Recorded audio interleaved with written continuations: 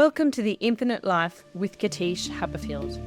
I'd like to take you on a transformative journey, exploring the mysteries of the soul. I hope you enjoy the regression case studies, mediumship interviews, and fascinating discussions that I've had with guests on the podcast. I hope that these answer some of the questions that you might have about life on this planet, on others, and in other dimensions. Thank you for joining me, and please don't forget to like and subscribe. And, most importantly, share with your friends. Namaste.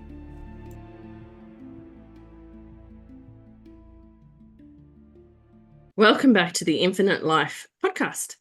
And this is our very final episode for the Happiest Moments of My Soul season. So we're doing the final review session for Trudy. Thank you, Trudy, for being with us again. Thank you. And it's absolutely my pleasure, as always. I'm almost sad, to have this finish. And I know that this is a very interesting, exciting episode for me anyway, because just being part of this episode, Trudy, I don't know if I even told you in this preamble session, but when we get to it, I'll go into it more. But my abilities to hear totally changed after this episode. So the transmission that you brought through in a minute completely changed my clairaudience. Totally changed it. Brilliant. Thank you. You are welcome. So yeah, it's amazing how we not co-teach, but co-share. So people on the podcast, but particularly you and I. Yes, there's been lots of overlaps. Not just in this one, but in our last one as well, the Healer's Path. There was a few, yeah. But also, so it's not just a so-called therapist-client relationship in these special podcast seasons, but it's a transference of knowledge and abilities and skills is what I'm seeing.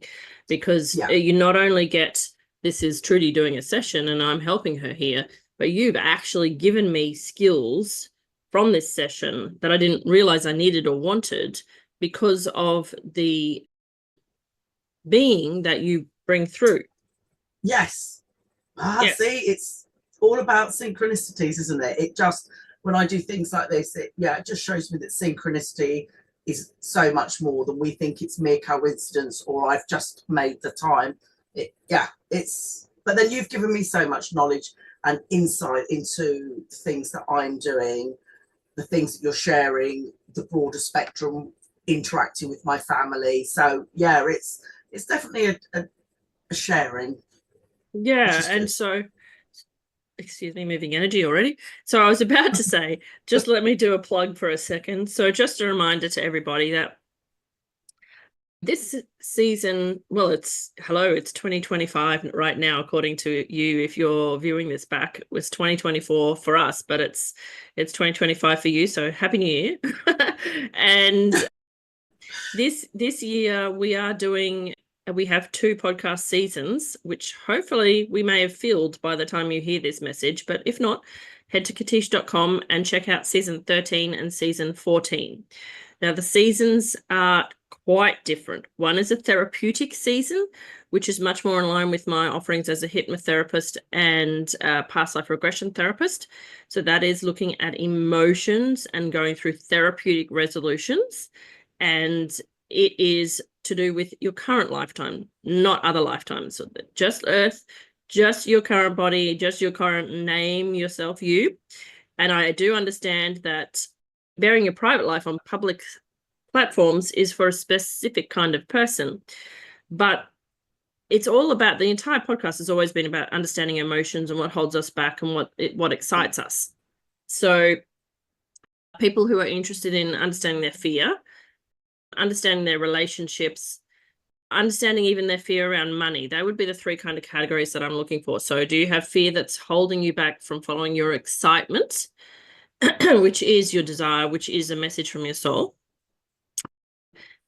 That's the kind of client. Second one would be somebody who is experiencing issues and needs to work through forgiveness, perhaps in probably makes more sense for relationships back in childhood, or I don't know, high school friendships that you always, I mean, you can do a relationship, but you know, I do understand that's more open. And thirdly, you know, we did do money. We only slightly touched on it in season 3, I think. And money is our biggest thing that helps us understand energy.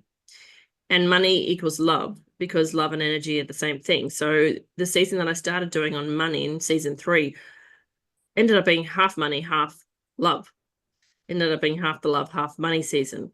And we saw for people like Katie Carey how powerful going back into the present life was to resolve her money issues that she was experiencing at that time. And we also saw Vivian experiencing chronic block in her business, and she went back and looked at money issues, and it was linked to past lives, but we're focusing on present lives. But anyway, so that's season 13, and season 14 is the infinite love season, and that one came, thank you, as a complete result of Trudy in this episode today.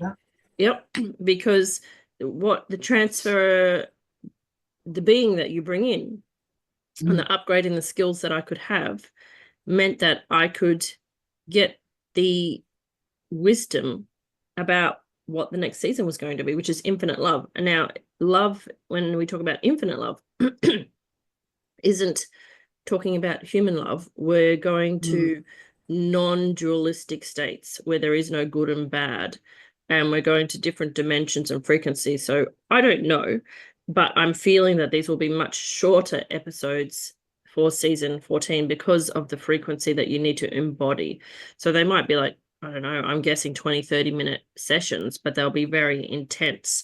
So I think, if you running knows, that they will be for very specific people. But you'll know if it's you, you'll go, yep, sounds like me. I'm keen to explore non-duality, and you'll have already probably signed up. But anyway, so what we are up to is now we are reviewing this session. And Trudy, also what I wanted to appreciate that is in both of these sessions, we have touched on, but particularly, no, both of them, we've really brought in your spirituality into your present life, as well as connecting it to other lifetimes. And so thank you for being an open vessel to show how you can benefit in your own personal life from understanding the connections that you may not have already realized were there in your spiritual life. So, yeah, did you want to say anything about that? See, with me, with timelines, past lives, they hurt my head because I know that it all happens at the same time. So when I can't actually separate it. The overlap is actually quite real all the time. I go to the Akashics and I'm walking around awake, but I'm there. So the whole different dimensions and the different timelines, I really struggle with it because I can experience 2 different dimensions at the same time.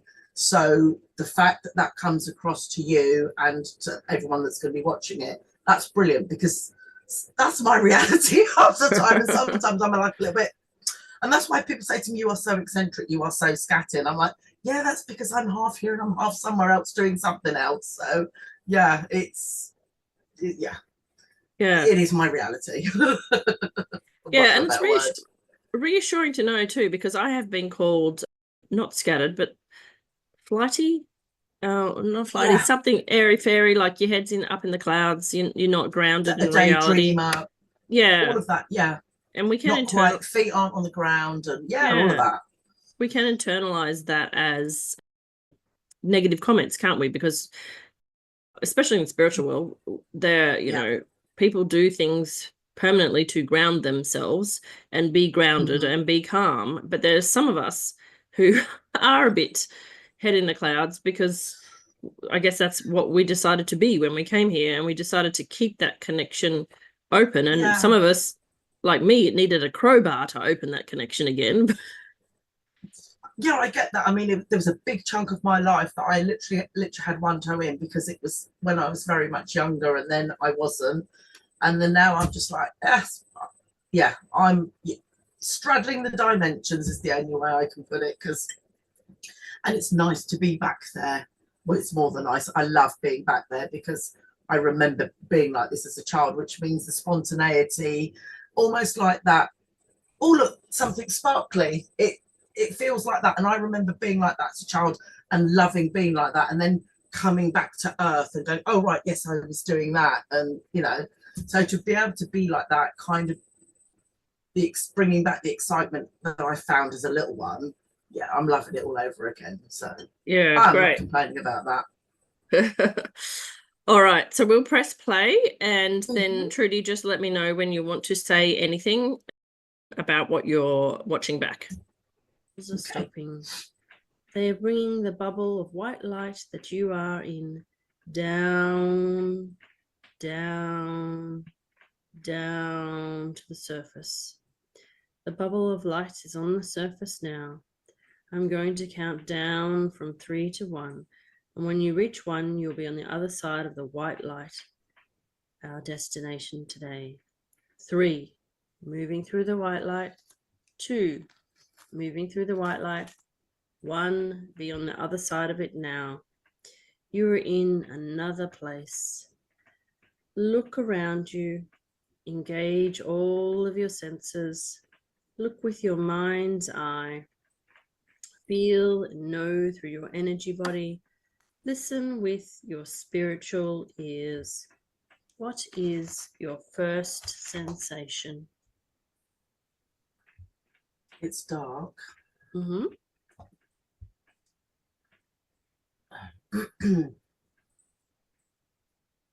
But when I was laid on the picnic blanket, even before the angels came, a white lady has come. Now, I thought she was my higher self, but she's not. Okay. All I could say is she's a celestial being. It's the only words I've got to describe her. Okay. So then when we were floating with the angels, there was just really building excitement. And I said to her, I know where I'm going. I know where you're taking me. And she just smiled and she went, yes, heart of my heart, that's where you're going. So I got very excited and I said, is it really? Am I actually going to meet my father? And she said, yes. So I assume this is where I am. All right. So have a look around. So, is she still there? Or has she moved on really in, like, she's on the edges of where the light and the dark is. She's right on that edge. So I know she's there, but she's just like, yeah, just you do your thing. So okay, all right. So I want you to look around and engage all of those senses. So there's nothing to be worried about, because this is the happiest moments of my soul. So we're looking for sounds. So, and I think I say it in a minute.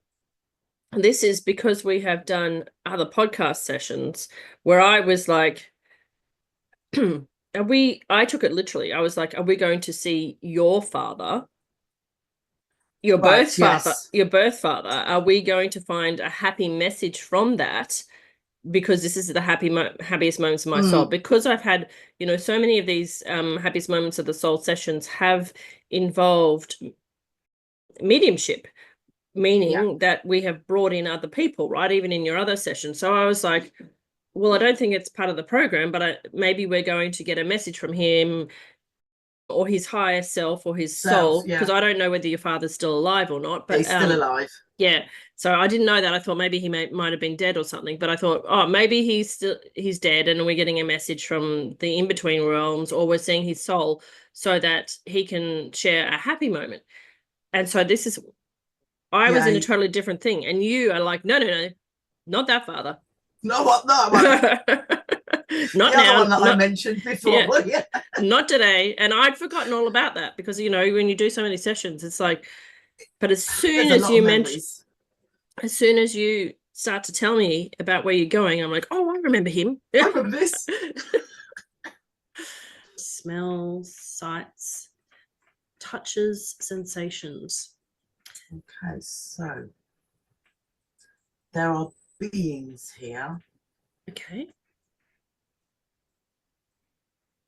and I know I'm on another interdimensional plane. This is not a human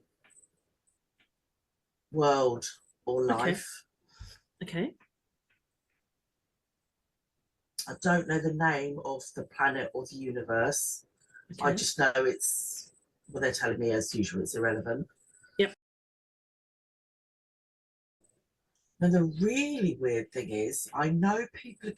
And the human in us both goes, ah. Could you just tell us? Because like, if we're gonna be explorers, could we like just discover our whole entire universe before science does? But it's because, but you haven't asked that. You've asked for the happiest moment of your soul. Everything else is of no consequence. I'm like, but it is. And yeah, as usual, door gets slammed. So should have known better.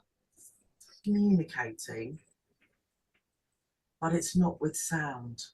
No, it's thought, right? Yeah. Yes. Okay. So I've just got to, and I know he knows I'm here. Okay. So just take a moment to take a deep breath and tune into the frequency of the thought. This makes my head pound. Yeah, it's making my head pound too, but that's all right.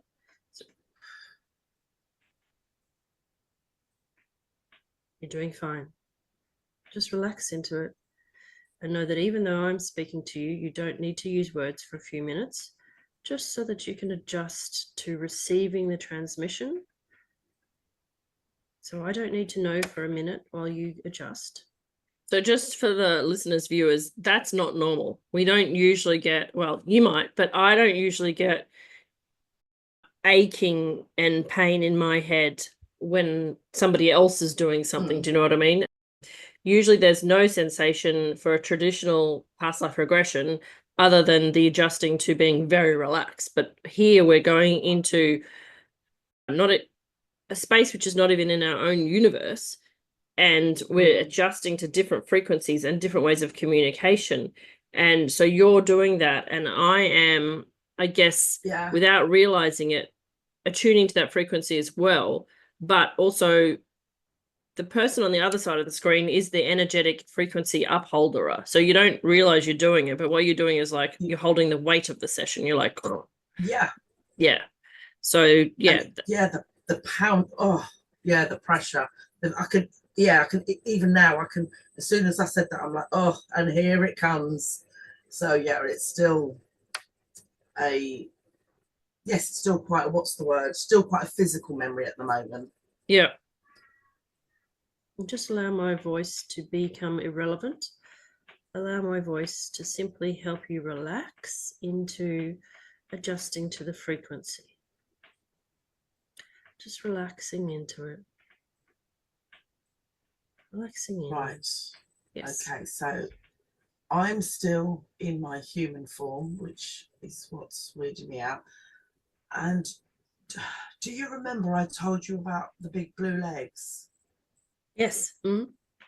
This is where we are. We're the people that are very tall and have long blue legs. Excellent. So it's just Love it. I'd like to see some faces. Just makes me nice. You know what my mind sees them as, and it's not correct, but it goes like, it's a long, stretchy Smurf.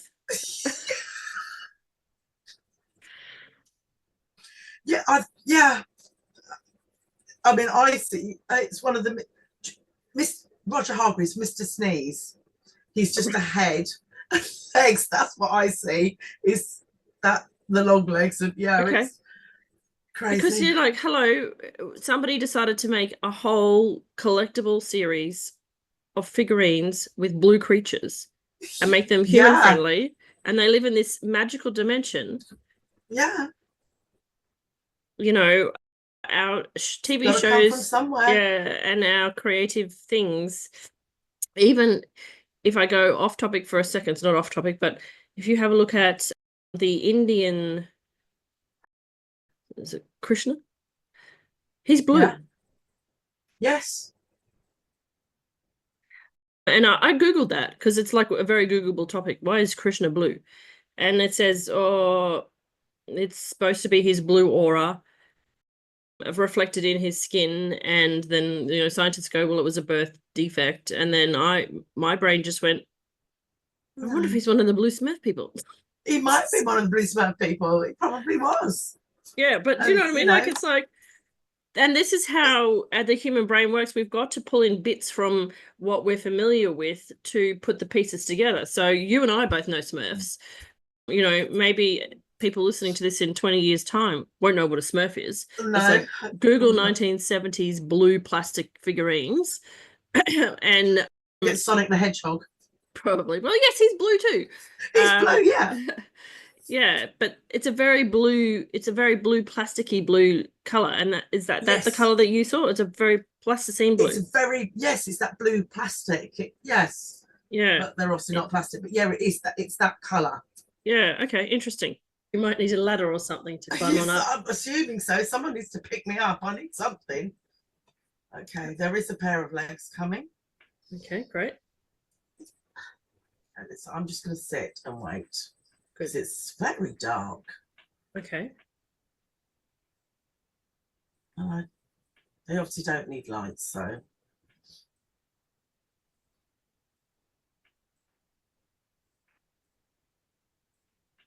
So the way these beings look,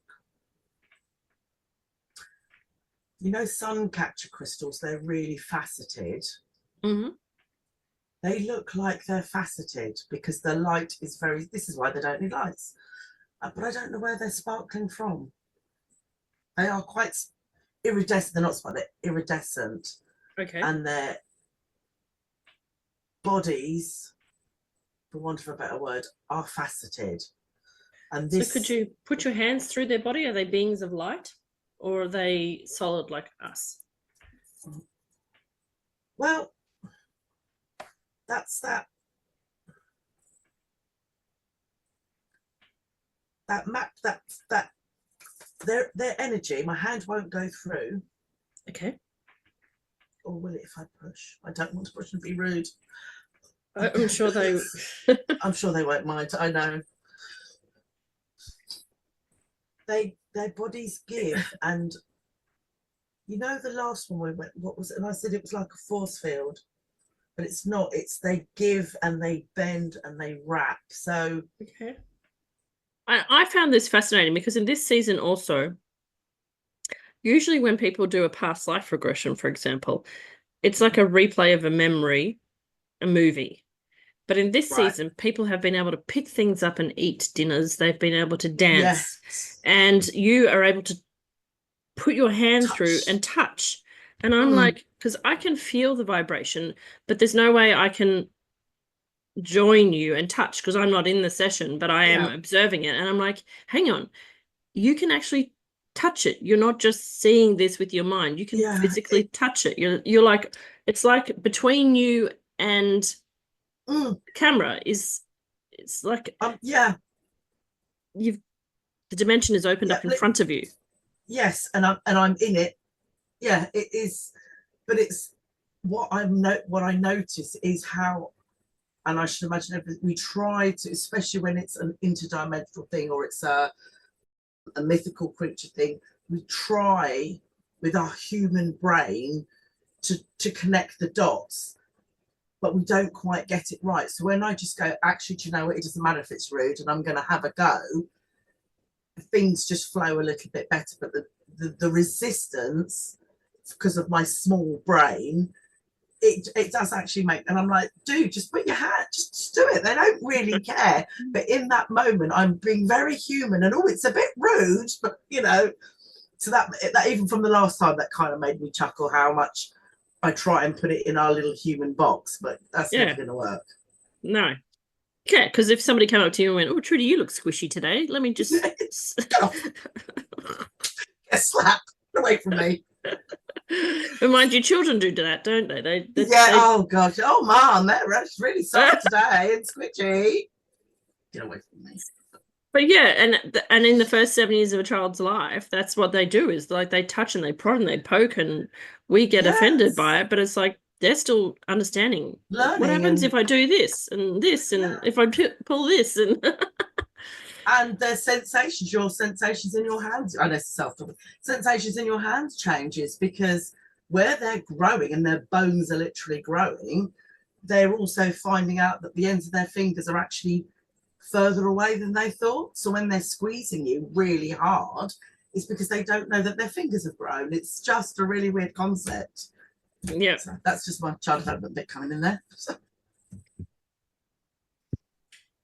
It's like, I would say like light bending. Okay, that's a good description. That's a good description. It's what it feels like. So they're not solid, but when you touch them, they don't feel cold or hard. You just know you're touching them. Okay, all right. So let's see what happens next. Okay, so I'm on a nice. Okay, I'm on a nice high chair now. So he is not my father. He's sitting down in front of me.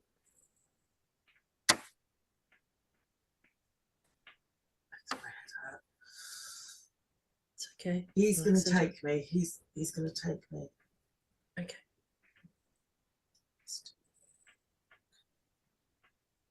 Oh, he's smoothing my head for me as well, because he says he understands. It's hard for my human head and brain and skull to contain it. Yeah.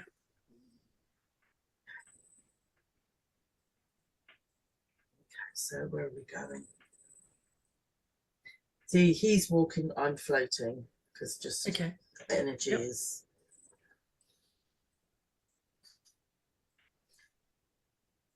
And that in itself is a long, because just. Sorry?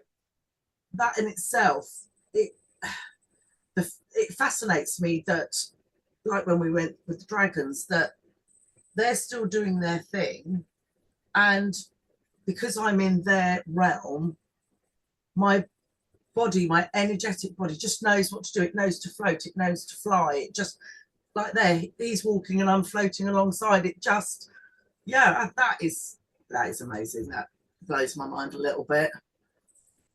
Just wanted to point that out. Yeah, and it makes you wonder, to bring it back to historical context. And I'm only getting this insight because Jesus is one of my spirit guides. When they talk about Jesus walking on water or parting the water, walking on water was the one that I got the image of. It's as though he was doing like what you were doing then, which is accessing another dimension to create miracles, right? Because he was very physical, like he was. Yes. But yet the Bible says he walked on water, or apparently does. I've always tried to read it, but never got past the Garden of Eden. Get stuck on the Garden of Eden. And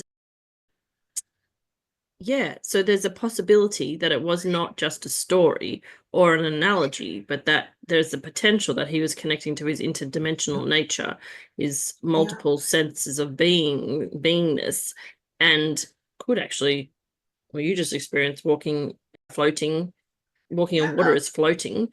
You just experienced it right now. So now you can put on your resume on LinkedIn, can float. Put that on my spiritual resume. Floats in other dimensions. And I'll endorse it on LinkedIn. Have seen Trudy float. Okay. Energy is.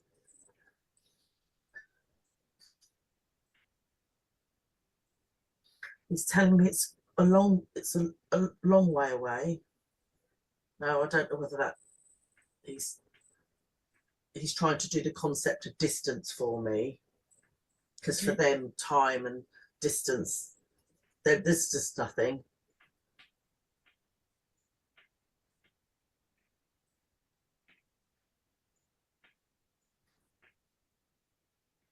So wherever we are, we've just opened into. It's so bright. So I don't even know if it's a room house or a temple, or it's just bright, so bright. Okay. Where we're going in. Okay. And there's lots of blue people sitting down cross-legged. Okay.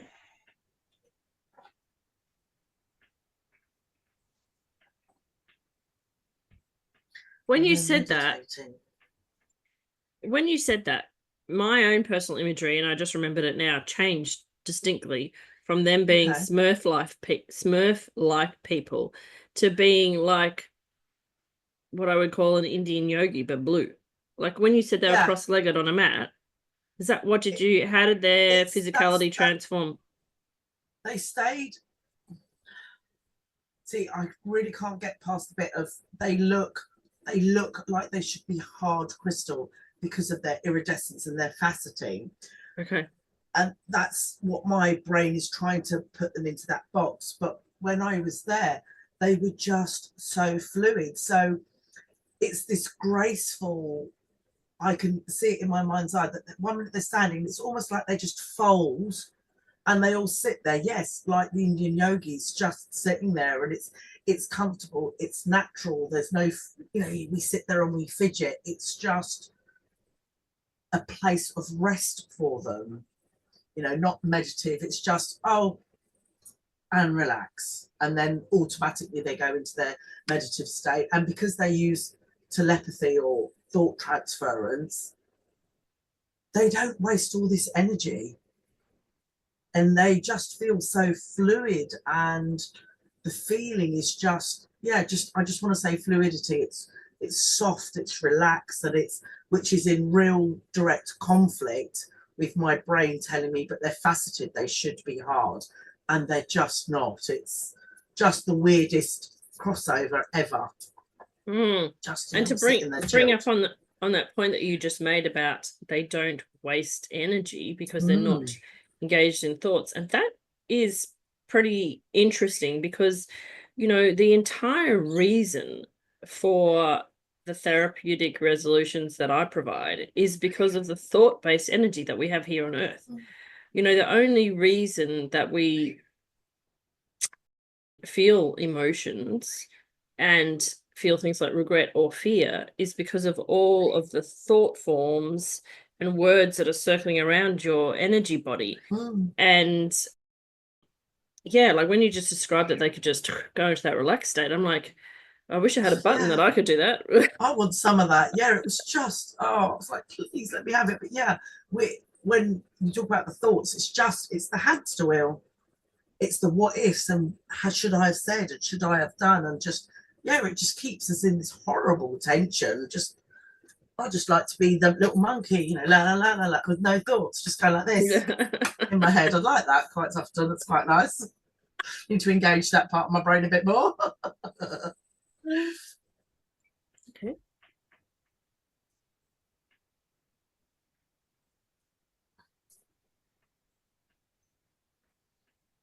He's coming. Oh God, this is so exciting.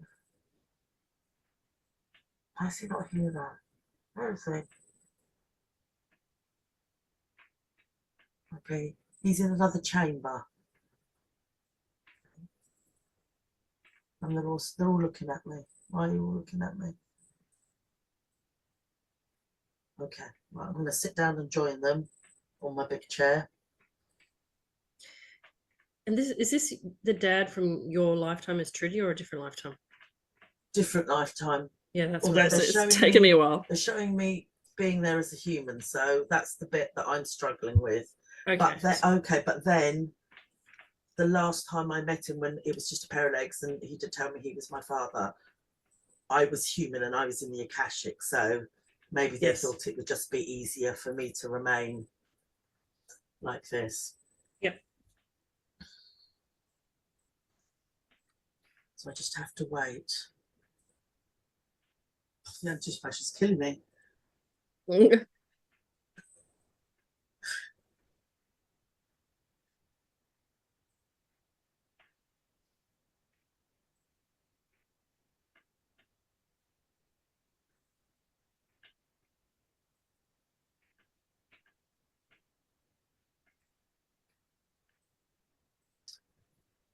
there's a corridor and the doors have opened. It's quite a way away, and there's quite a lot of these blue people. I'm going to put genders because their energies is a masculine or a feminine energy. Doesn't necessarily mean they're male or female. They're just, they all do something different. So their energies, they're all slightly different because they do different things. Okay, great. Some of them carry both of the energy, not many. Okay.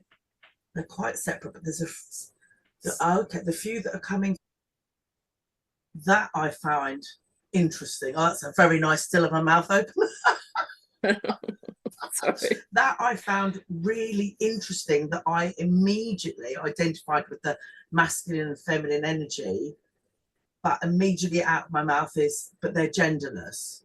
So yeah, that was quite an eye-opening concept, that they can have a really feminine energy, but it isn't actually attached to, as we would know it, as a gender, because some carry both, some are, that just really, and that still is rattling around now, that it's, the energy is very different, but it means nothing in gender terms. Yeah, and I think that I'm not making a statement here about anything on Earth, but I think that's also potentially, because I don't know the answer, part of what we're experiencing in our own lifetimes. We've had very definite gender expressions of personality, of physicality, of roles, of the way of being. And in the last 10 years on Earth, we have experienced gender fluidity, and people like your age and my age and above are struggling to cope with all the different sort of ways that human beings are expressing themselves and expressing their gender. And, you know, you can argue with somebody black and blue, and I'm not saying which way I go, but about, well, you were born a male, you were born a female, blah, blah, blah, blah, blah. And then biology of it, the biology of it. And then we're also starting to see, and again, I haven't looked it up, but these human beings who are being born as intersex, which means, you know, and so while that seems very weird on Earth and we're all trying to grapple with it, it's almost as if, in a strange way, it's happening for a reason, because we need to understand that, as we understand what it is to be a being rather than just a human being, you need to understand that there are beings that are masculine, feminine, both, and neither. Yes. It's not attached to a gender. It's not even, it's not attached to anything, because it is energy. Yeah.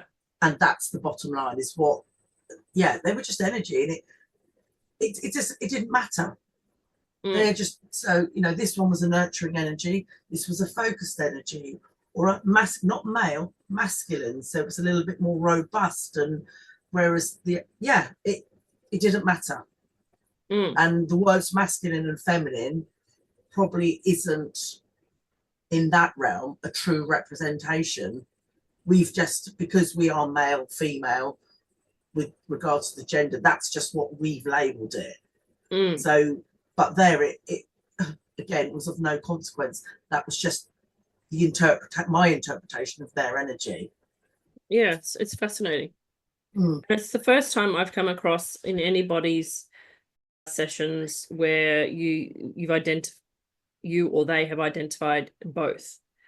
Do you know, I've either had either or neither, but not both. So that's the first time I've come across a both being. Through carry the energy that we would associate as masculine and feminine. I said it.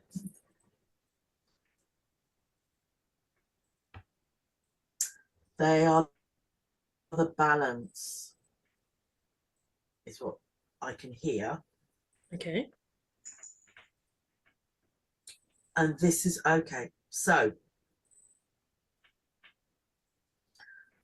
the ones in this chamber hold the individual energy. Okay. I don't know how to explain this, but how do I explain this? You might not need to. It might just become self-evident. Maybe. So then the people that have come through from this other room chamber hold the balance, is what they're telling me. Okay. And my father is one of the ones that hold the balance, which is why they were in another room. Okay. Oh, they are walking so slowly. So that in itself is an interesting statement, isn't it? My father is a being who is both. Yeah. He's both masculine and feminine. He's in the balancer. But you still called him your father. And he still identifies as your father. So that's again, your brain's just like, say what? It was just like, that's probably why my head hurts so much. Yes, it's say and what? Then, you also, I suppose, and that's why I was having trouble explaining it, because I've got to explain it because we live in a human world. So such two different concepts to try and but yes, holding the back, that was quite a revelation and quite exciting as well. With your big legs, you're walking slowly. So just relax into it, because it's just your human that is. Yes, getting too excited, I know. Just relax into it. There we go. Okay. And they are, I'm going to say featureless. Okay. It's the only way to explain, but not in a scary way. They're just. No.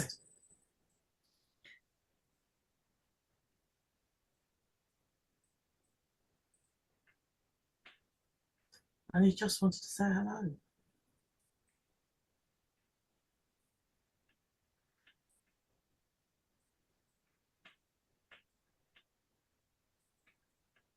Okay. So. Okay, I don't know where to put it. So he's telling me, as he does this, balance. But I can't see what it is, and that obviously isn't important, which he's giving to me to bring back the balance. Okay. And he said, I'll understand it when I need to understand it. Okay. So I said, okay. And they're going back. And he says, I can stay a while, but I can't, you can't stay too long here. Did you see my face? Say what? It's over already? I'm pissed off. Like I know, it's just But yeah, you couldn't, but as we'll find out now. But I was like, say what? He just wanted to say hello? But I was like, when he went, he just wanted to say hello, and I was like, that was it. But then that's what made me happy, because I've had the connection before with just the legs. So it was. But also, and the bit that I totally missed is he gave you the balance. Yeah. So that'll be interesting to see what happens, because what he's done is he's given you the ability to be the being that is both.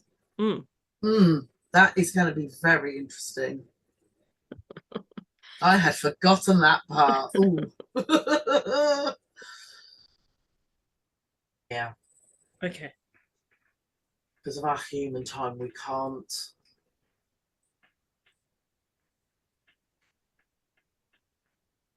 I have to go. Oh, okay. All right. And that's why he's touching his head and he's going, that's why.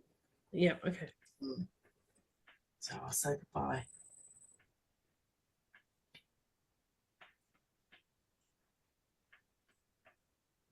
And I'm going to go back to the lady, the celestial, yes, the being.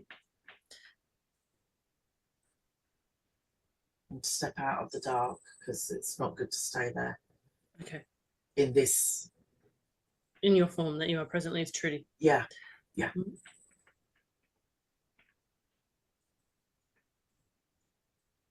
she says, I've got to go back to the picnic blanket. Okay. I'm like, say what? Do I have to And then do now the you whole turn it up exact and we'll relaxation thing do all that over part again? It's like, I know, it's just like, off you go. Because you need grounding, obviously. Mm. Yeah, it makes sense as I was floating along. Yeah, makes sense. So I lay down on the picnic blanket. All right.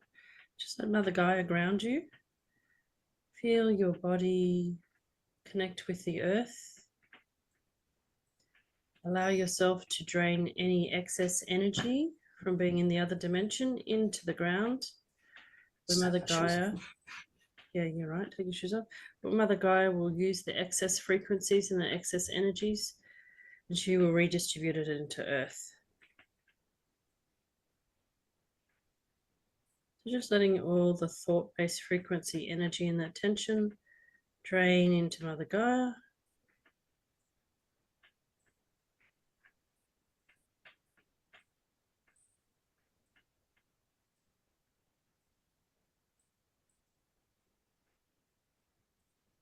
And she is saying goodbye.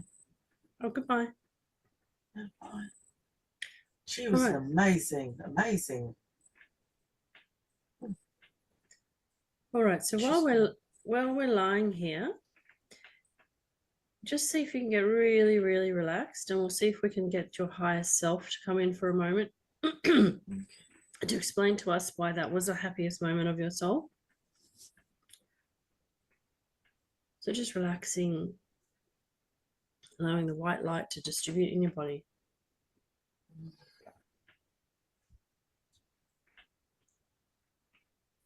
Allowing yourself to go deeper, down, down, down, deeper down into relaxation.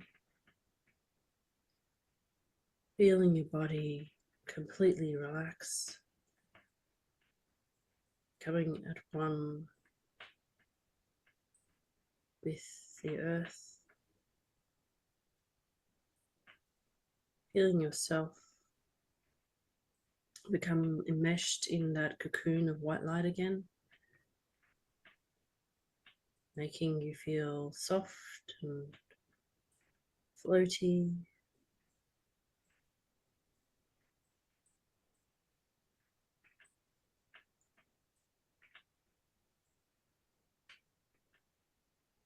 Well, she says, my higher self says, hello, Katische. Hello, It's how are good you? to see you. I am very well, thank you. Do you know, I don't know why, but I'm always shocked when they know my name.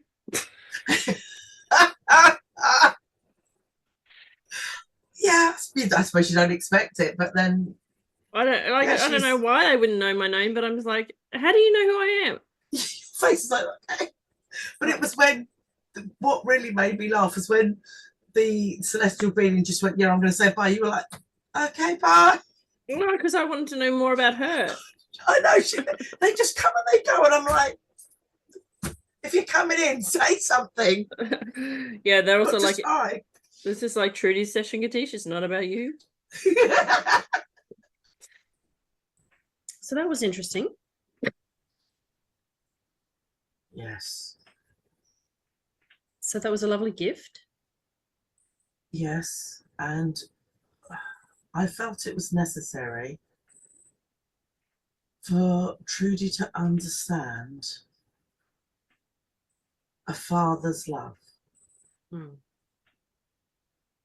I can understand that.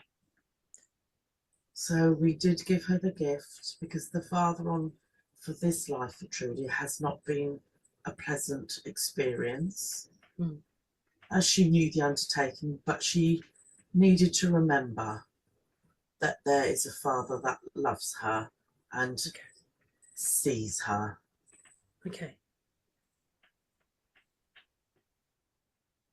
And for people who wonder about why we end up with the mothers and fathers that we end up with, your higher self has just reminded you, you knew the undertaking, which is always very difficult. Yeah? Yeah. So that brings a happiest moment into the present. It does, because for Trudy, there is always the sense of what if? Okay. Could it have been different? Okay. So she just needed to be reminded that there is love, and she is loved, and she was loved, and still is. Yes, of course. Because you humans with your times. Yes. And could you explain to us, please, a beautiful... So that's also important because you also mentioned earlier that you dip in and out of all states at once. The it's not trauma, but the thing that makes it even more difficult for you is that you had that ability to remember that feeling from the Smurf, it's called the Smurf dad. Yeah. And so you were like, but this is the feeling I get from the Smurf dad without even knowing it's the Smurf dad. And this is the feeling that I get from the Earth dad. And it's not like you were remembering a dad from a previous incarnation where you had a great relationship, right? You went straight to billions of light years away or wherever it is and went, this is what I'm trying to compare. Yeah. And it's not same. No, it's not. And I think that's probably the bit I struggle, because we come with no memories, and we know what we're coming into, but then when we're born, we forget all of that. So stepping into the ins and the outs, there is still that, well, hold on a minute. It can be this. What if I remained there and didn't do this? But then that messes up. I would have still done this. I would have still had, whether it be this lifetime or a future lifetime, I would have still had to experience the lack of when I've experienced the completeness of. So there has to be, well, it's the duality. You have to experience the, oh my God, it's the balance. Yep, he's given you the gift of the balance. It just made sense, didn't it? Yeah, I got it at the same time. It's made absolute sense. Cheers, Dad. Yeah. So it's like he's just like put into your heart the energy that you needed to no longer feel that pendulum. Yes. The weight difference, the weight of the difference. Yeah. Yeah. So you don't need to expect anything else other than that, other than it's provides you with not completion, but just energy. Yeah. Just energy to balance it out. Yeah. Being that came to help Trudy. Could you describe her so we can understand her form? Because she brought happiness simply by Trudy seeing her because she was so beautiful. She is an ancient being, one that we almost forget. She is akin to your gods and goddesses, but she is more. She is everything the universe is, and she is everything that the universe is not. She is the beginning, and she is the end. She's everything. Wow. So she's like a divine feminine energy in a way, a creation energy. Yes. Yes, she is. Okay, wow. And I guess I Sorry? Your face, there's 1,000 questions burning. Yeah. Can just see it.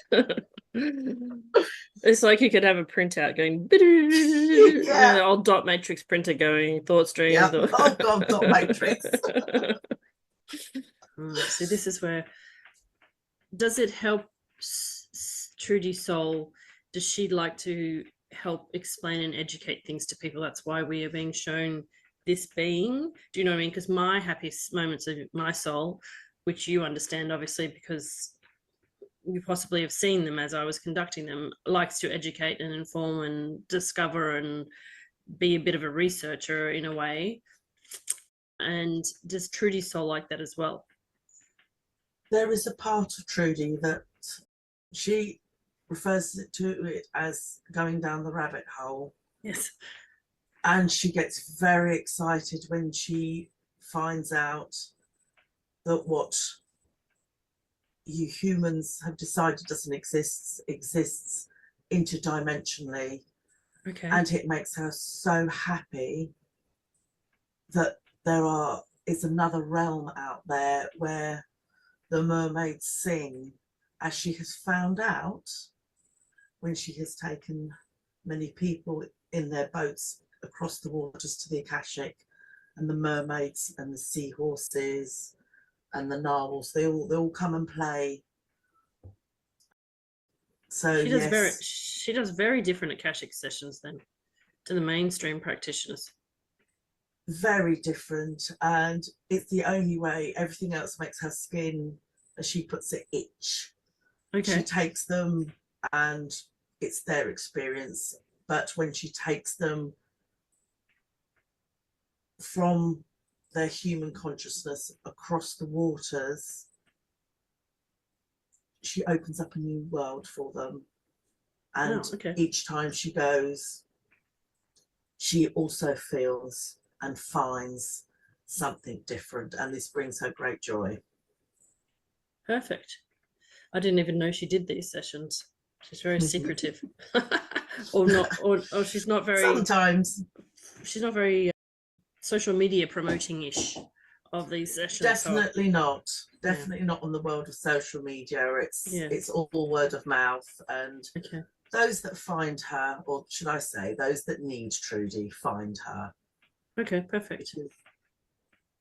We have tried to tell her this, and when she tries to put herself into the world of social media, we do put a brick wall in front of her, because she knows this isn't how she should do it. Yeah. It will happen as it happens and unfolds as it is meant to. This is interesting because they've said the same thing but in a different way to another client, and then they say the same thing but in a different way to me. And because I used to be a university lecturer in marketing, I'm like, oh, piss off. Like, I can't accept it. Yeah. And I don't know if it is actually meant to be, for me, exactly the same, because it's not my session. But it was interesting the way that they spoke that then. They put a wall in front of you, right? Yeah. Now, if we're talking traditional spiritual concepts, somebody who didn't have that message for their higher self might be saying, and this is where I'm like kind of going correlations here, but might be saying there's a visibility block. People can't see my posts, for example. And actually, it's not a visibility block. There's no limiting belief behind there. They're like, you don't need to bloody do it. No, this way, dear. Okay, you're not listening. Have that. So yeah, it stops you short. And as you said, it's not a visibility block, because I was doing the social medias, I was doing I was getting people, and they were getting to join my groups, and I held the container for the year. But then when we did our last one, the soul count, well, they told me, and my higher self is like, okay, clearly you're still not listening, so we put a wall in front of you, because this is not how you're meant to be doing it. So the messages from the previous episodes we did, the seasons we did, the crossovers, because clearly not listening. So it's easier. So there's no point doing it on social media, because I'll flog my guts out and still get nothing. So there's no point hustling where I'm not going to get anything. It's going to happen. Those, as she says, those that need to find me will find me. It's word of mouth. It's the synchronicity of bumping into somebody who goes, oh my God, I've just given your name to so and so, they really need you, and it will unfold as it is. So it's been a hard lesson to learn, but we're learning, getting there. Well, of course it is, because that's just your humanness going, this is the formula of how you do a business, and then you evaluate a business based on the success criteria that everyone else has it, where they're like, okay, but did you see you took them to the mermaid realm? How would you like to quantify that? And you're like, yeah. And when I hear it back, I'm like, yeah. And then she tells me when I was like, right, I wonder how she's going to take this. And I'm like, can you just put your hands in the water because the mermaids want to play? And then the girl that I was taking, the client I was taking, she went, oh my God. At the end of it, she went, only this morning when I was in the shower, she said, I could hear, she said, and the only way I could say it was mermaid singing. And that was their way of... You opened up her hearing there too. Yeah. So it just, maybe it's not opening, maybe it's just allowing you to lean more into it. You knew it was there, but sometimes you need that validation that you're actually not going bonkers, that you are hearing what you're hearing, and it kind of gives you that permission to just go, yeah, okay, I'll accept it now. Because we always think we're a bit bonkers when we hear things. And for me it was different though, and I think that I think you might not be giving yourself credit for the frequency that you hold, because as I said to you, when for me the level of hearing was totally different. It opened up a middle layer in my ear where I could hear different things that I could never hear before. And it's not that they weren't there before, it's a totally different level of hearing. So when that being can now speak to me, and it's like at a totally different sound frequency. Yes, it is. It's weird when you hear them. It's in a different part of your brain, if you wanted to say that, inside your skull at a different place, and it's a very quiet. And the other thing that opened up for me as a result, which is very interesting, is that I'm not so sure it's a good thing, but it's a bad thing. It's a good thing. So, for example, it's a thing. Before, where I could sort of use my clairaudience and clairvoyance to hear and see ghosts. Now I can, because of this, it doesn't even make sense. So for example, I can feel, if I need to, through physical sensations in my own body, the pain that a ghost is going through, because I'm blocking the other senses that I've traditionally used. So like, yeah, I can't give details because it was a private session, but before it would take me, I've never felt the physical pain. I've known that they're in emotional pain, but if they can't get me through the traditional methods now, because I don't know, I'm tired or whatever, or just don't expect them, then I will feel the sensation that they are going through, and I will be able to, the weird bit is, communicate with them now that I understand what it is, and hear the words they are saying, not as interpreted, but as the way that they are in that state. So if their speech is affected by the way that they died, then I will hear them in their original voice with the speech affected, not the translated version, which goes, "Hi, my name is Rosie, and I'm feeling sick because a bullet." Almost like it's been sifted, put through a sieve, so that the distortion is removed. Now maybe it's a frequency thing, that it's another frequency or energetic layer within you that's just been unlocked. Ooh, you might be getting messages from not just ghosty roasties. Oh yeah, I'll get them now. Now I'm getting them from all, but I've always been okay. I've always been able to do that with the others, but it's just now that I can, if I need to, hear the ghosts in their own voice and their own pain, which is just a whole new level of weird. I don't know if I wanted that, but okay, now I know that you're there. I looked at the heat off. It's toasty in here. So it can also be very let's back to it. Very difficult to describe experiences like that when you put it into human words, isn't it? Yes, it is difficult, and it then makes the others that are listening to her switch off, because she gets very excited. And yes, when she starts talking about mythical beings, she feels the eye roll and is like, clearly not for you. Right. So yeah. yes, she's just, it unfolds as it is meant to, Yeah, which perfect. frustrates her a lot.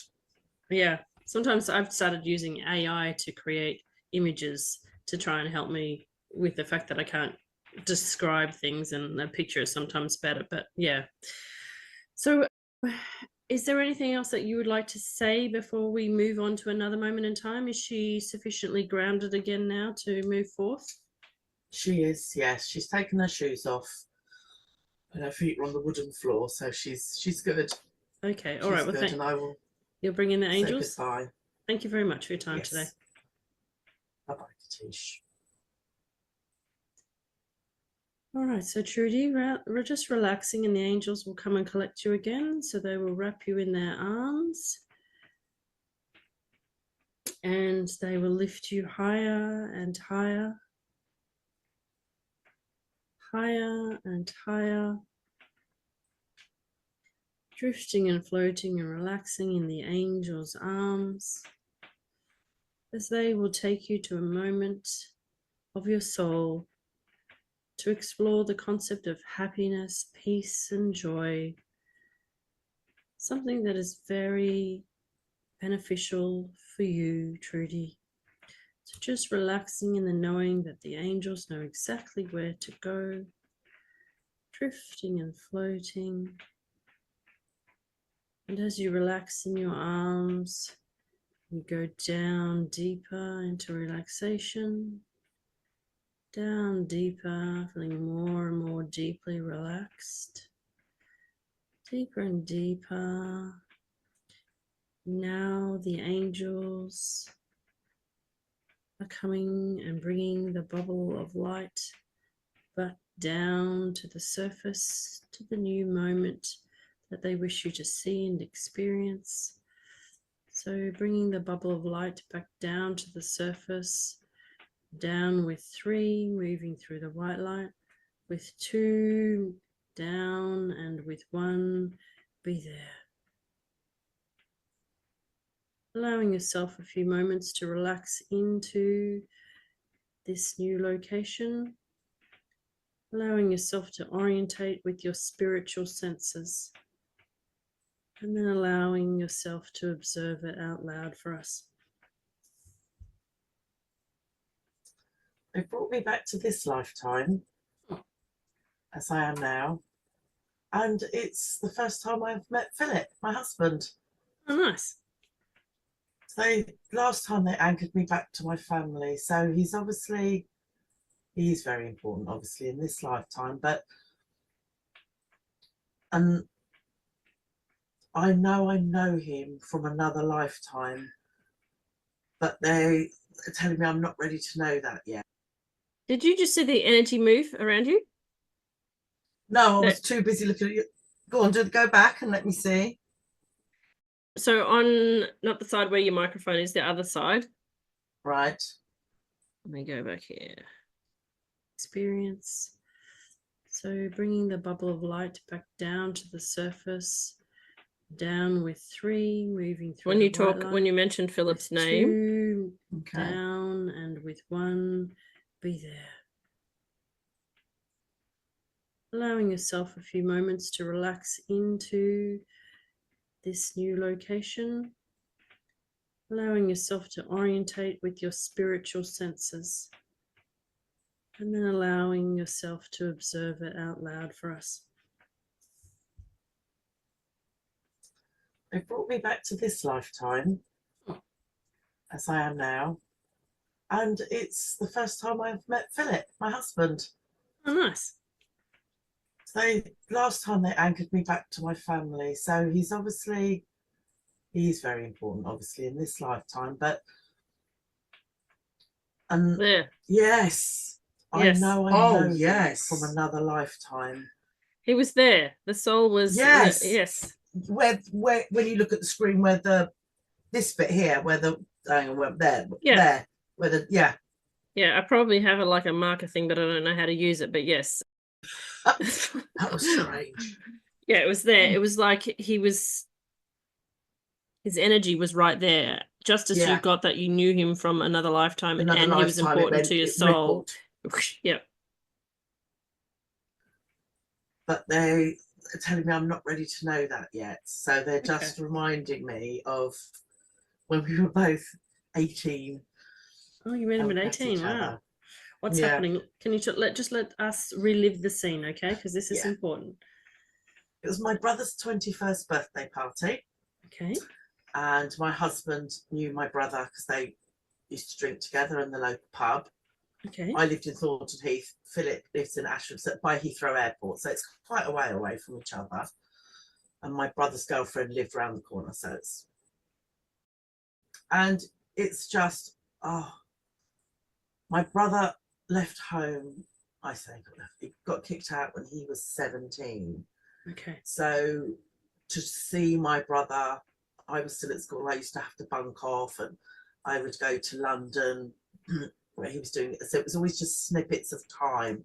We never had brother or sister time. I would go to his place of work because he was an apprentice hairdresser, and talk to him in between. And his girlfriend used to be there, and it was lovely to see him, but it was never enough because there was always something else to do. So it was just so lovely to go to my brother's 21st birthday party because I knew all his friends and they always used to look after us because obviously we were younger than them.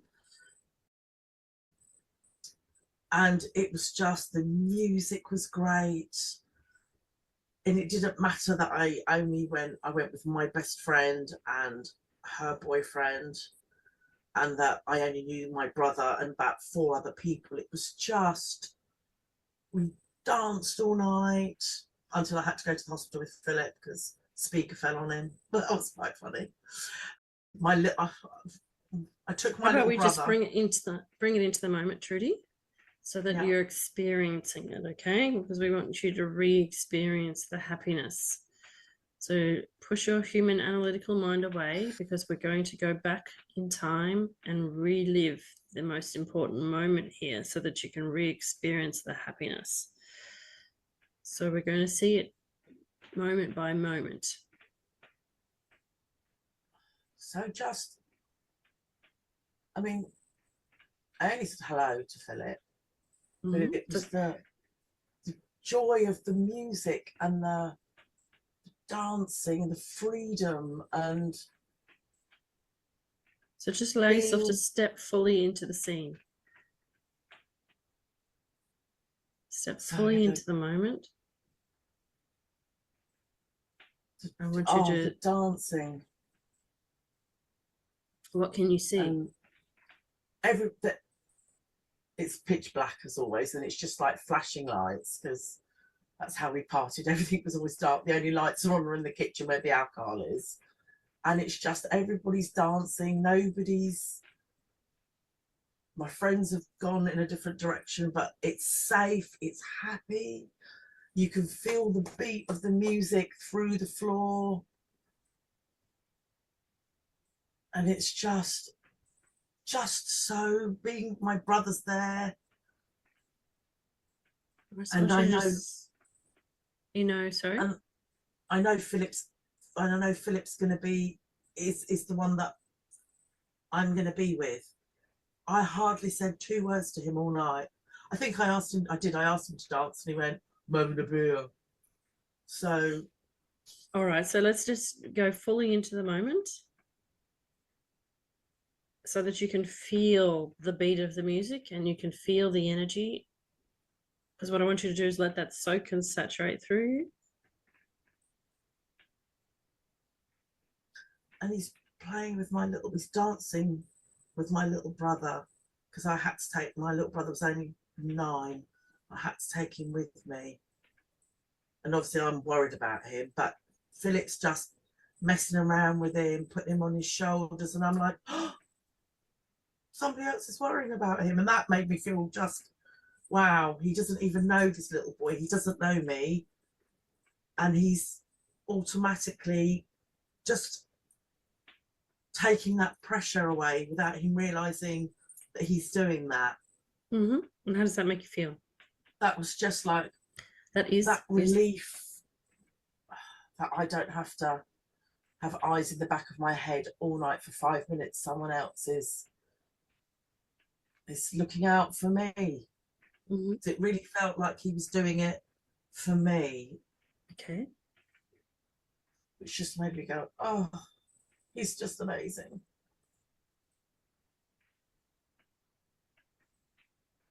And yeah, he didn't talk to anybody else. Because normally all the blokes talk to my best mate, but no, he didn't even talk to her. So in this moment, what do you know about him? In this moment, I just know that he drinks in the pub with my brother. Okay. Because my brother's introduced me to. And it wasn't my brother, it was my brother's girlfriend. She went like, oh, this is Phil. And he drinks in the pub with your brother, but he also knows my sister, she says to me. Jane, my brother's girlfriend. He knows my sister. He worked. But just to explain to the viewer listener what I'm doing here. So complicated. Is that I was trying to get you to go into the memory, like in a regression, right?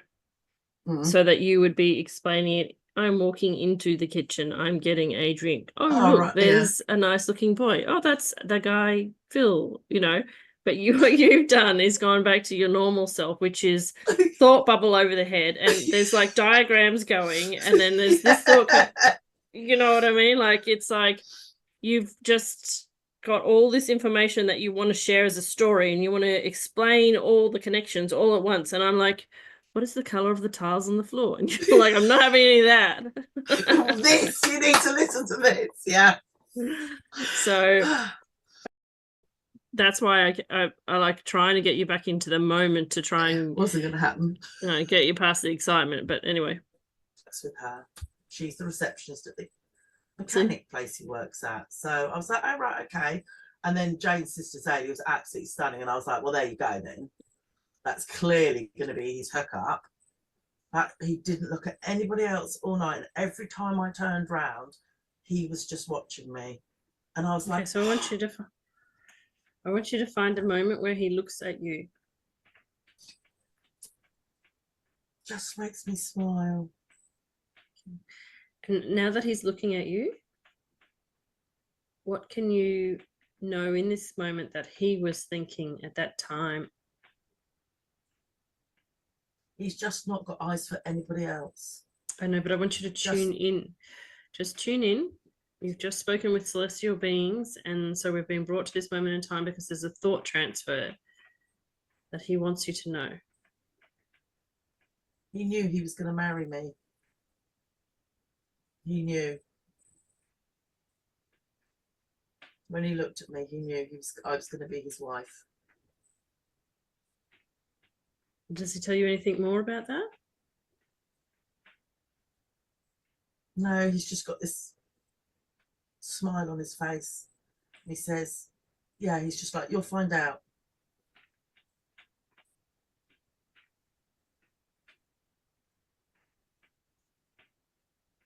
That's it. That's all they're saying. Okay, all right. And so is there anything else in this scene that you are directed to look at or be part of?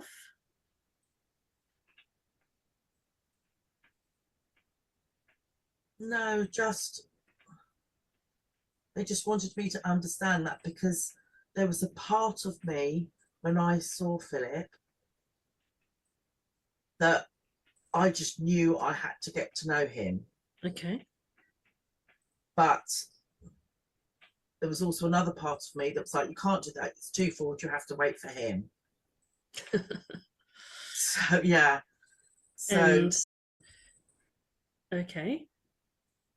And the other thing here that I'm getting now is, and this is why I find these sessions so fascinating, but also so, I don't know if frustrating is the right word, but they're a challenge as well for me, because like they're just saying to me now, well, in the last scene, you wanted to know more information. You wanted to know everything about the beautiful being, and you wanted more from the dad. And then now she's giving you everything she's ever felt about this man. And it's one of the happiest moments of her soul. And you're like, shut up, Trudy. Just what is it? Yeah. They're like, this is not a regression session, Katische. Just let her babble, because she's expressing how excited she is. And in the moment, my brain is like ripped into two, because I'm like, yeah, almost temporarily forgotten that this is a happiest moment of your soul, because it's in this lifetime. And because my brain is going, I've done a lot of sessions with Trudy. I've never heard about a husband before. Like, you know. And there it is, laid bare for everybody. And I'm like, so there must be a bigger spiritual message. And they're like, well, you asked us for the happiest moment of our soul, so we're giving it to you. So why do you need a bigger spiritual message? It's just a yeah, they are so funny. It's all or nothing, isn't it? Really, all or nothing. So yeah, sorry, I missed the point. But I wasn't letting you miss the point, because I was just going on. So they want me to acknowledge that I did know that, yes, our life was going to be together. That's lovely. You can see my face go, bloody hell, I wish I had that. If eye roll, you would have.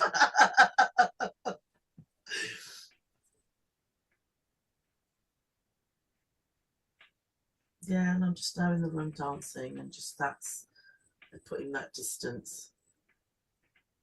He's back in the corner.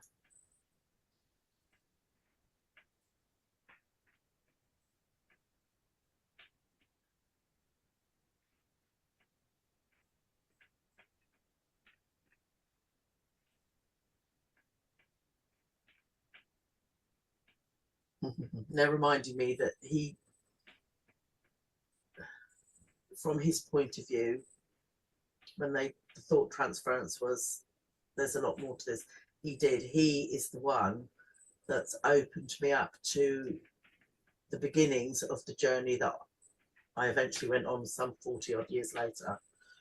Wow. He was instrumental in that. Yeah. That's very interesting.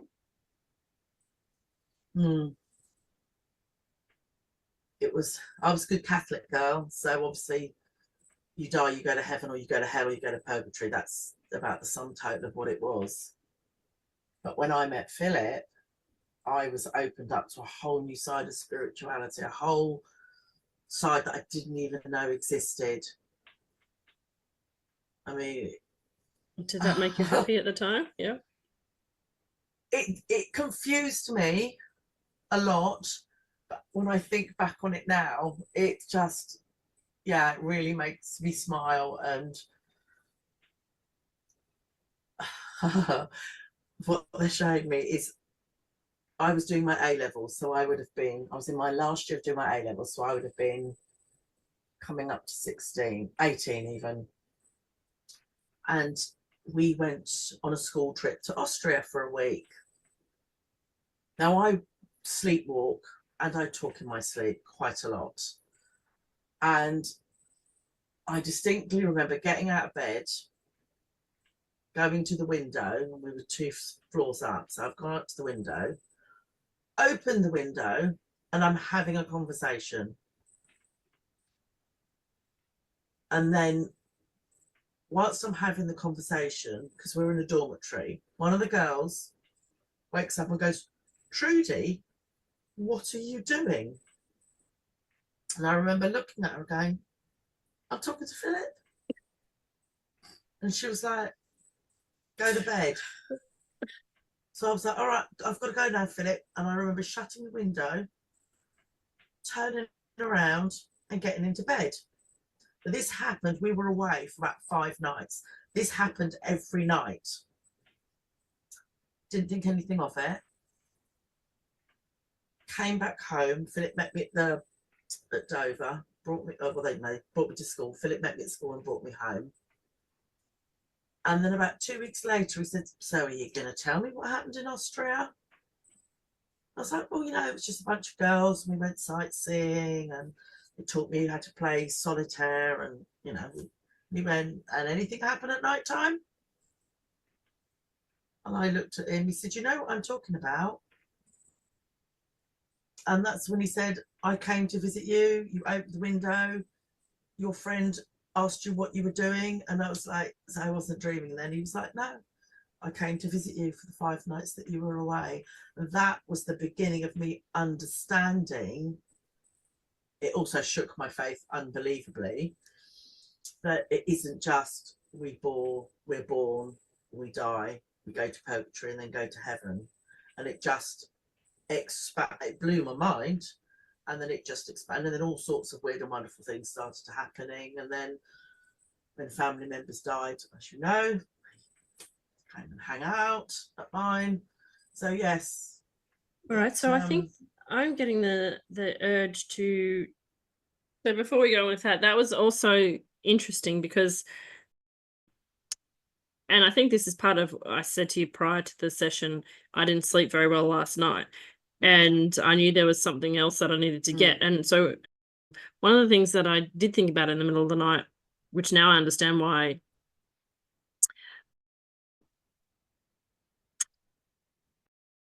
this makes sense to me now, is my son used to sleepwalk as a little boy. Right. And particularly when he was away at his dad's house, which was at that time an hour's drive.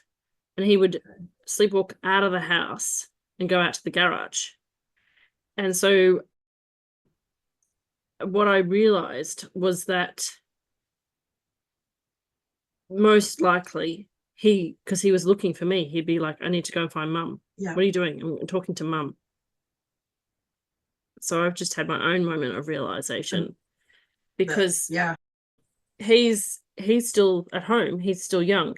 And so a few nights I have woken up or I've been doing a meditation and the words that have come out, I burst into tears. And it's like, he still needs me because I have all these goals that I'm trying to do or wrestling with. And then, so what it's done for me in my own extrapolation was that he always sleepwalked to find me wherever he was, even if he wasn't there, is that he needed my support and he still needs my support. And I need to be in that mother role as a primary focus.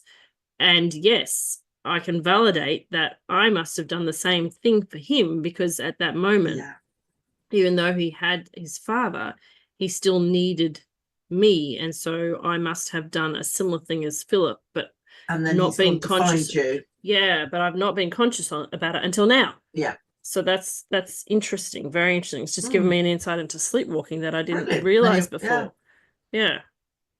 Take you back in time to that trip just to go to the window so that you can see for yourself how it is that he could appear and talk to you through that window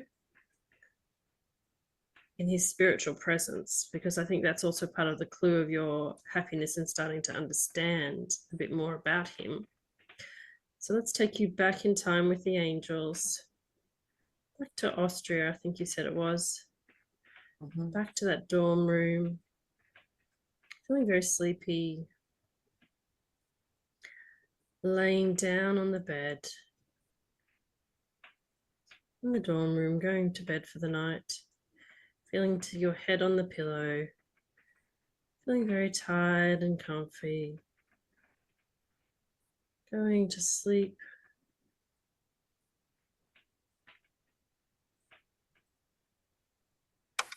Being in the dream state.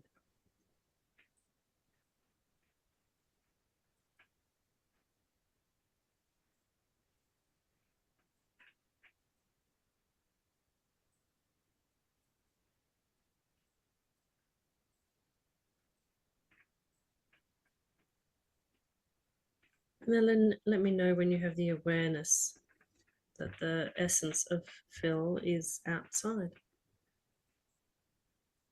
It's tapping on the window, so I'm assuming that's what woke me, because I didn't know that before. Okay, so be in the moment. Well, he's on a ladder. But it's not, it's what I would refer to as astral traveling. Mm-hmm. So yeah,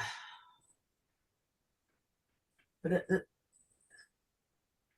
but I'm so not scared. I'm just so pleased to see him and have this conversation with him. I don't know what we're talking about. I don't really think it's important. That's important. Mm-hmm. Just the fact that him being able to astral travel, I don't know whether it's the connection of us together that's made that side of him, because he was always been quite spiritual and he knew those, mediums and things, people like that. But I think us being together has woken that side of him up, because he has to show me that there is more to life than they're showing me a physical church, just a building, and just that whole blind faith. It's there for me to experience. If I can open my mind, I can go wherever. And that's the beginning. That he just literally had to show me an egg tap, tap, tap away at that for me to be able to get to this point in my life. That's quite profound. And is there anything else that you know in this moment while he's astral traveling with you?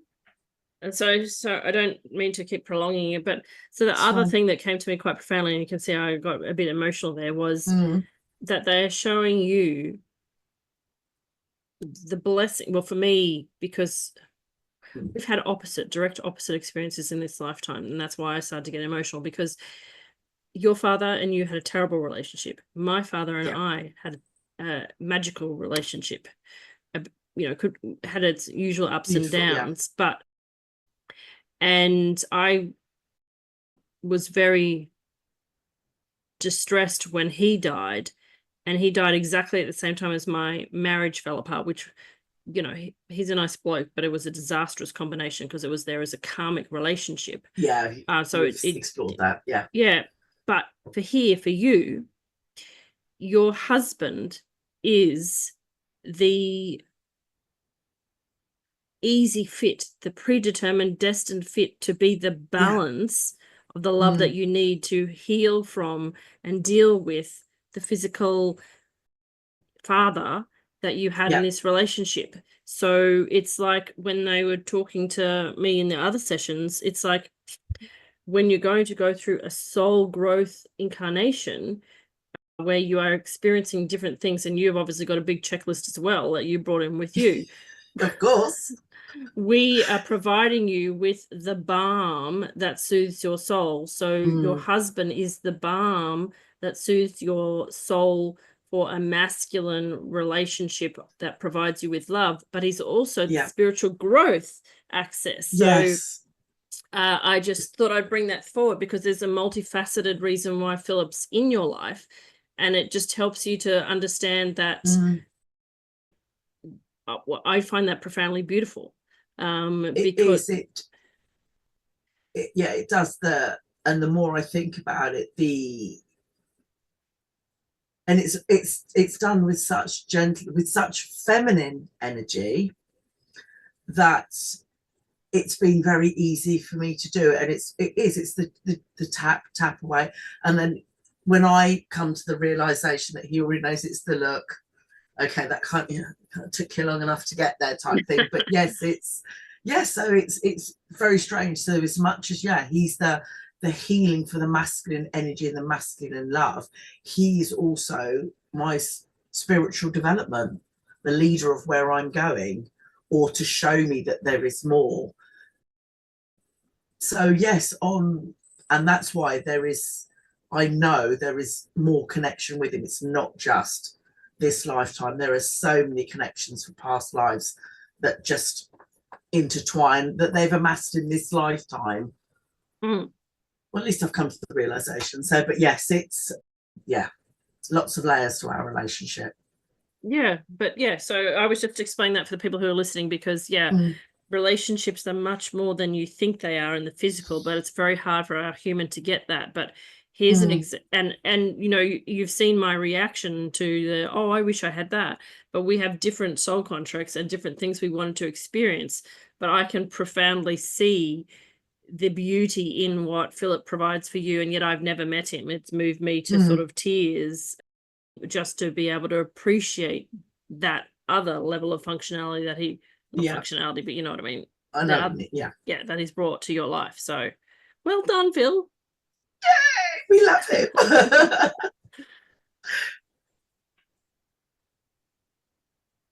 As I said, we've been in a lifetime before, but they're telling me I'm not ready to know yet. Not yet, they're telling me. Okay. So there's nothing else that we need to see in this scene where you're communicating with No, just I'm so pleased to see him. I really did miss him, and I hadn't known him long. Really missed him. And it's nice to remember that I did miss him, because I do take him for granted a lot. So it's nice to remember that.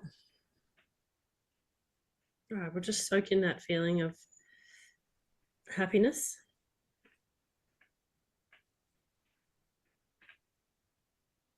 And then when you're ready, you can go back into the bed. Walk yourself back into the bed in Astral. And lie down on that bed.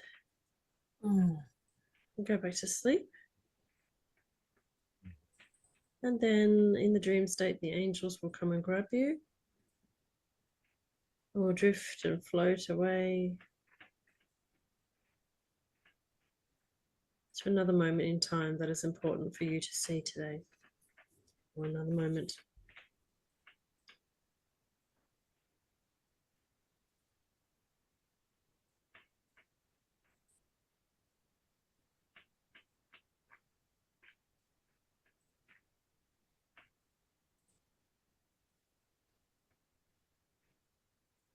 Allowing yourself to relax.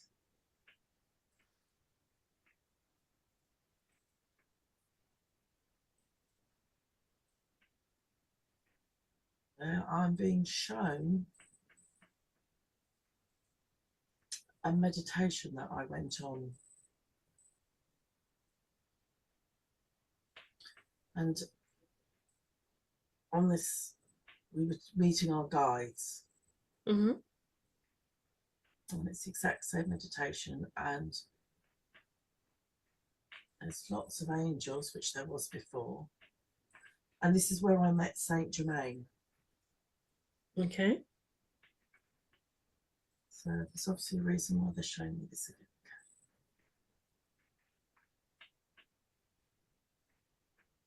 again. Okay. When I met Saint Germain, he had a little satchel. Okay. And he took out what I thought was an amethyst raw rock, but it had striations, it had all sorts of weird and wonderfuls in it. And what he's saying to me, which really makes me feel good, is the rock I bought, because then I was on a mission to find, because he handed me this rock and said, this is for you, look after it. Literally a week later, we had a rock and gem fair, and I said, I will find what I'm looking for when I'm here. And he's telling me the rock I found, double thumbs up, is the rock he gave me. That's fascinating. Lovely. Oh, so that's good to know.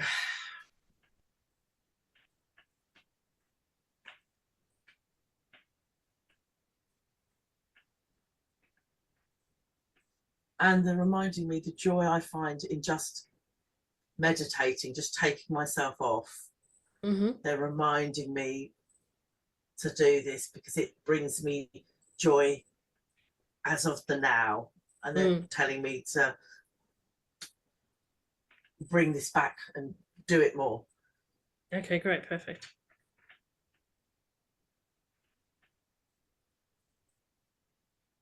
Oh, they're saying it's time to go. Okay. They've all got up and walked off. I love it when they do that. They just get up and go. It's like, yeah, we're done. Yeah, I know, because I had a million questions and they're like, no, not today. I know I asked too many questions, so there we go. All right, see ya. So I guess somebody else is going to come. Next moment.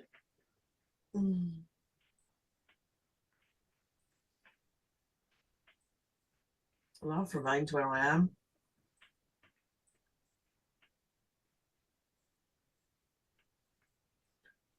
And I'm just going to enjoy a feeling that they've left behind the most amazing feeling of, I haven't got the words, not bliss, but just purity, just soak it in.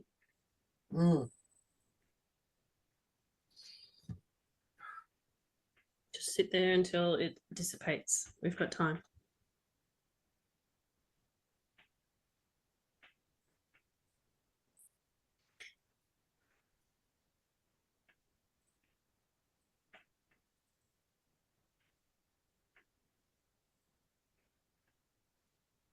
Okay, we'll just let them see what happens there. My Akashic guide, my lion, why are you, is here.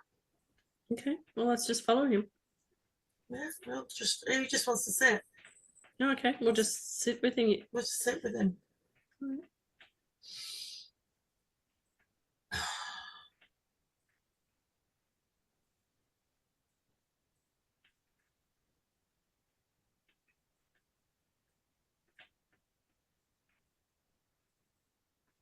He's like a big pussycat. He probably doesn't like me saying that, but he's just a big soft pussycat.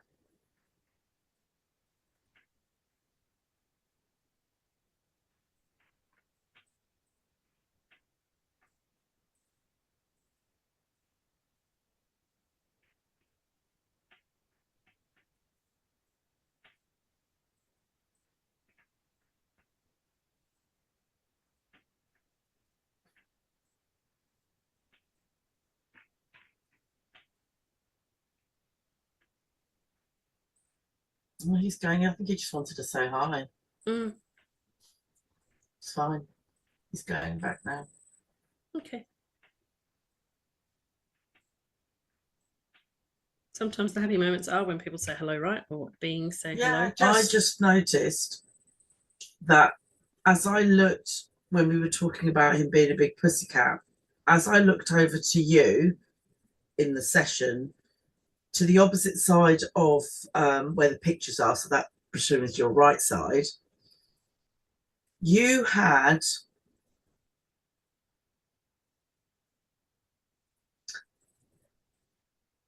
someone was there. Yeah, they've been there the whole time. And I've only just noticed it. Yeah, it's very big energy there. And I notice it actually quite a lot, but I often tell myself, you know how you can, if you take a video of a TV, you see the static? Yes, it's been there constantly, but it's not. It's not. Yeah, it's not. Yeah, it's not. And so it's nice of you to validate that for me, because it's whoever. Let's see. That's on my right hand side. Yeah. So that's my feminine. Whoever it is has longish hair. I can see the outline of the dark hair. Comes to about here. Oh, okay. All right, so that's interesting, because that's not who I assumed it was, and I don't know who it is, but thank you. I will look into that, because that person or that energy, I feel like is around a lot. And I had assumed that when you said it was right-hand side that it was.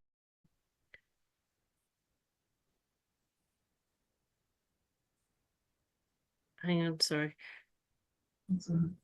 One side is Malachite and one side is my owl, who looks like called Snowy. Snowy is the right. So, yeah. Snowy usually sits on this side, which is that side. So I thought it was Snowy, but you're okay. Isn't it the goddess? Is it Andromeda? That was the goddess that had the owl. Is it Andromeda? Oh, could be. She's as soon as you said owl, I mean, I could get the name wrong, so it's a goddess you have there. I'm just, as soon as you said owl, I heard Andromeda, which I know to be a goddess, but as I say, so yeah. Interesting. Okay, cool. That's something for me to explore, because that's fascinating, actually, because I have to say,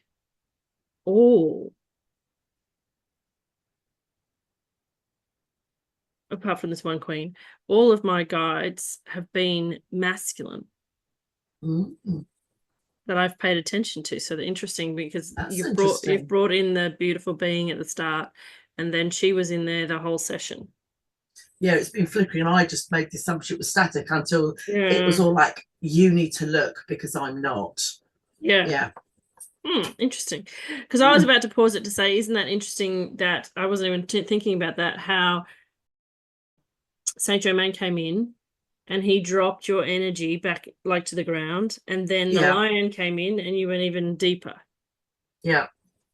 So they were a grounding balance for you, even though they're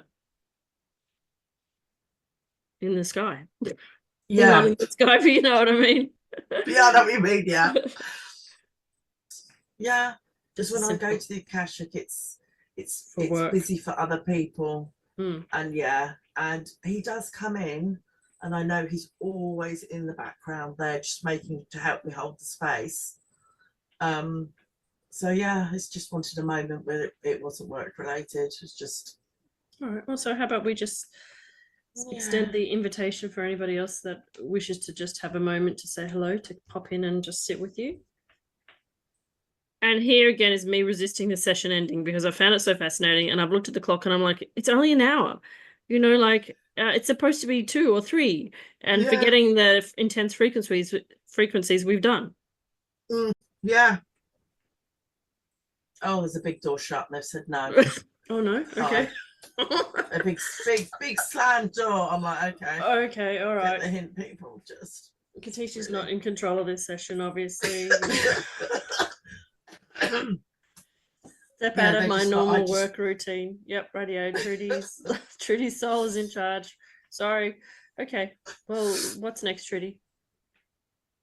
Time to go home. Time to go home. Okay. You still didn't get it closed door. Shut up, woman. All right, that's it then. So when you're ready, you can just feel your body get heavier on the chair.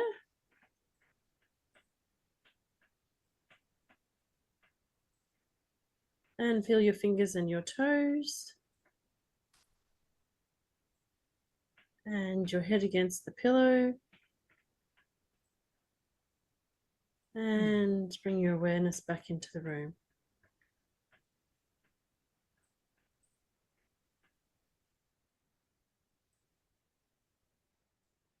Okay, so I will now formally stop there and say thank you, Trudy. And thank you, everybody, for watching this season, and namaste. Bye-bye.